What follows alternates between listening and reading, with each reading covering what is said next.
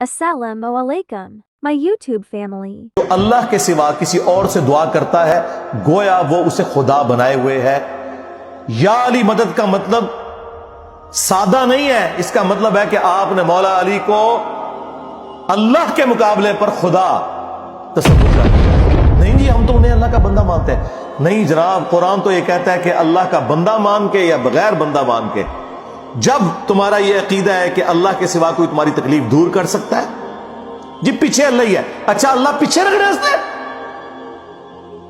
یہ دیکھیں حدیث میں لکھا ہوا نماز کا طریقہ، اور نہیں جی ہمارے امام صاحب نے بھی تو وہی کچھ بتایا نا، پیچھے تھے اتنے بھی نبی علیہ السلام نے، نبی علیہ السلام پیچھے رکھنے کے لیے، میرے نبی سا ہے ہی کوئی نہیں، تیرے بابے تھے شاہ ہی کوئی نہیں، اللہ پیچھے، رسول پیچھے، آگے تمہارے بابے۔ عزتیں اویل کی ہیں تم نے اللہ اور اس کے رسول کے نام کے اوپر، چندے کھائے ہیں تم نے رسول اللہ کے نام کے اوپر صلی اللہ علیہ وآلہ وسلم، سواریاں سوار کی ہیں تم نے مکے اور مدینے کے نام کے اوپر، اور غداری کی ہے اپنے دین کے ساتھ۔ ممبروں پہ چڑھ کے کہتے ہو قرآن و حدیث ڈائریکٹ نہ پڑھنا گمراہ ہو جاؤ گے۔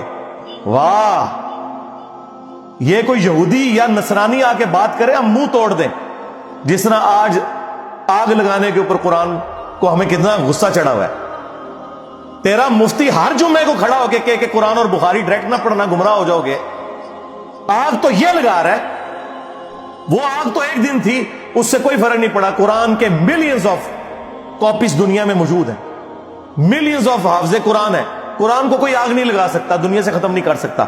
اصل جو چور چھپا ہوا ہے وہ تیرے اندر چھپا ہوا ہے، جو یہ علماء ہیں، شیاطین، جنات اور انسانوں میں سے شیاطین،